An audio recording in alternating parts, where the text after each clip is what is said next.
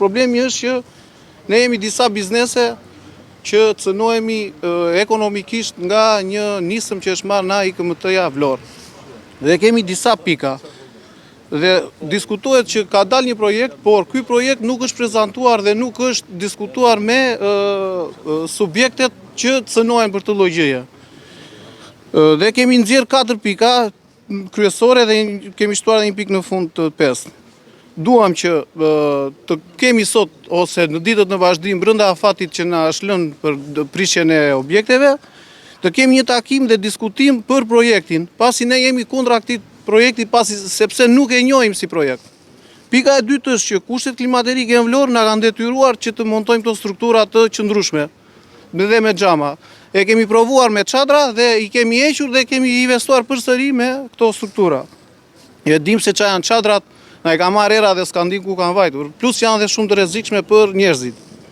Pika e tretë, jemi dakord që nëse dikush mund ta ketë tejkaluar atë hapësirën që ka paguar, hajde ta reduktojmë, të bijem në një të përbashkët me bashkinë ose me institucionet e tjera Vlorë, dhe ndërsa prisha totale e këtyre hapësirave të jashtme që ne kemi na detyrojnë që të punojmë vetëm në bear. Dhe i bie që tër periudhën e dimrit të jemi pa punë. Ne personalisht si biznes kemi 16 punonjës. Dhe kjo është cënim i drejt për drejt i shumë familjeve. Si unë, janë 100 bizneset të tjerë. Dje kemi mbledh firmat e gjithë bizneseve, kush është dakord për të lloj nisme, që të ulemi dhe të diskutojmë për më të mirën e qytetit.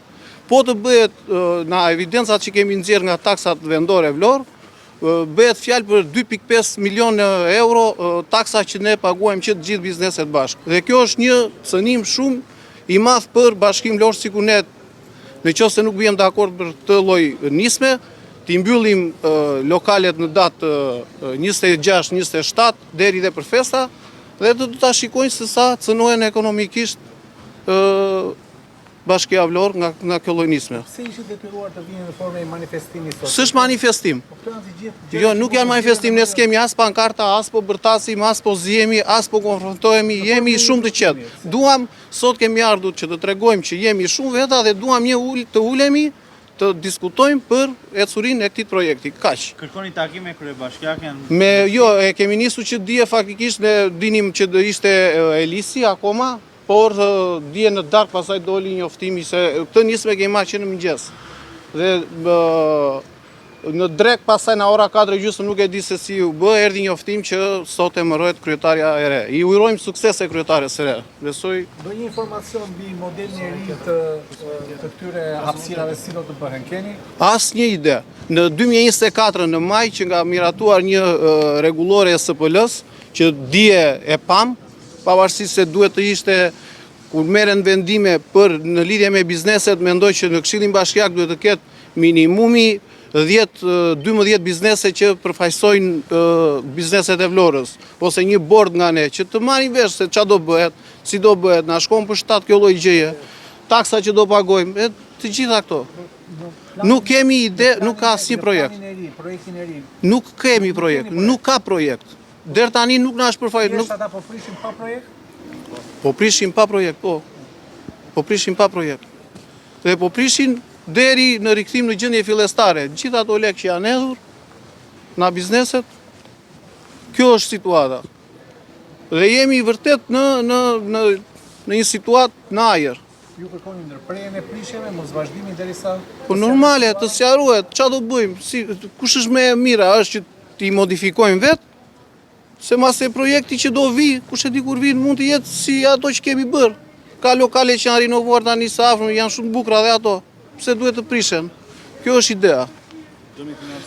Dëmi financiar, kush do ta paguaj të këtij projekti që ne do ta investojmë? Po projektin e ri, çfarë do ta paguani ju apo do ta paguajë? Asnjë, nuk kemi info se nuk ka diskutim. Pika që kemi ne është e para punës arsyeja pse do prishet. E dyta e punës është që kemi një projekt, nëse ky projekt është ku është dhe ta shikojmë këtë projekt. Sa kohë do që të realizohet ky projekt? Na duhet dhe kur do bëhet ky projekt. Dhe e treta është kush do ta paguajë këtë projekt dhe si do paguhet nga ky projekt. Dhe gjithë këto investime që janë bërë, kush i paguan këto investime?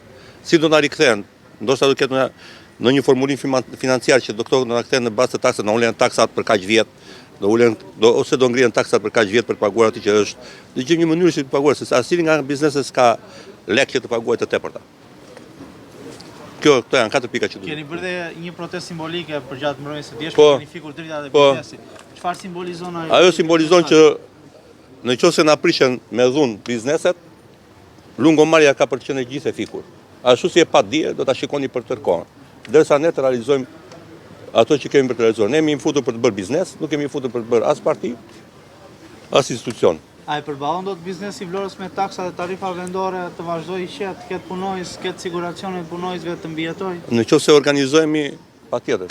Nëse kjo bashki do bëjë një projekt afatgjat edhe për zhvillimin e turizmit, që mos ali të vdekur të qytet, atëherë patjetër që do të realizohet.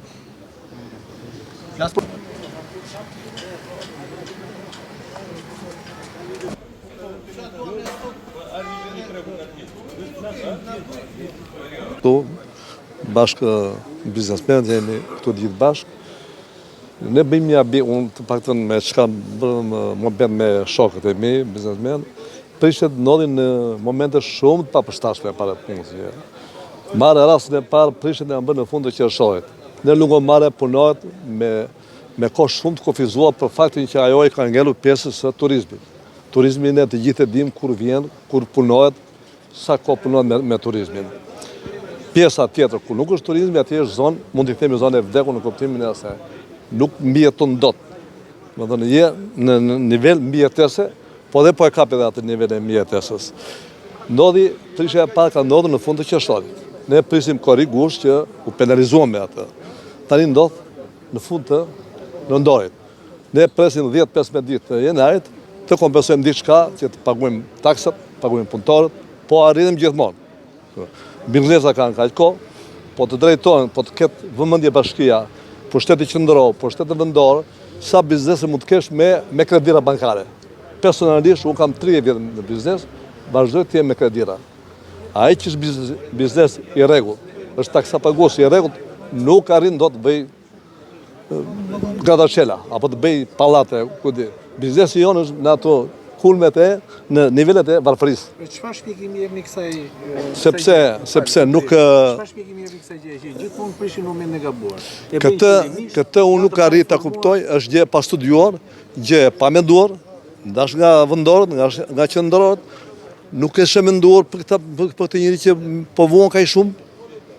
Mendon se ka një tendencë që klientët të ikin drejt jugut, po flas drejt resorteve? Atë nuk mund ta gjykoj dot. Nuk mund ta them dot. Pa e dyshoni. Unë them këtë, që nuk ka njerëz të mendojnë për këto shtresat tona. Ne nuk jemi në rangun e një biznesi ta marrim si shembull Zamimanes apo dikush tjetër. Jo, Zamimanes është shumë lart nesh. Ne jemi biznese që mezi mbijetojmë dhe veçanërisht të gjithë çajmë këtu të vetëdijshëm në atë zonë, nga Skela deri në Ftohtë, apo mund të themi deri në Orikum. Kështu që ajo vëmendje tek ne ka humbur. Të paktën unë kërkova në qershor, u luta më lini këto 2 muaj. Po të vi dikush, të shikoj çfarë investimi kanë bërë. E kanë bërë mullar tani, mullar me kamion apo i heq, tani është masakër për mua. Ana tjetër dhe prishet e dyta tani. Pjesa tjetër. Dakord me vendimet e qeverisë, se ne nuk kemi hallë për politikë këtu. E tham të gjithë. Qeveria që është ka fituar me zgjedhjet, është sovrani, ka dhënë votën këto, i dim këto gjëra, nuk mund të themi do se s'paragjykohet vota. Ne themi kështu.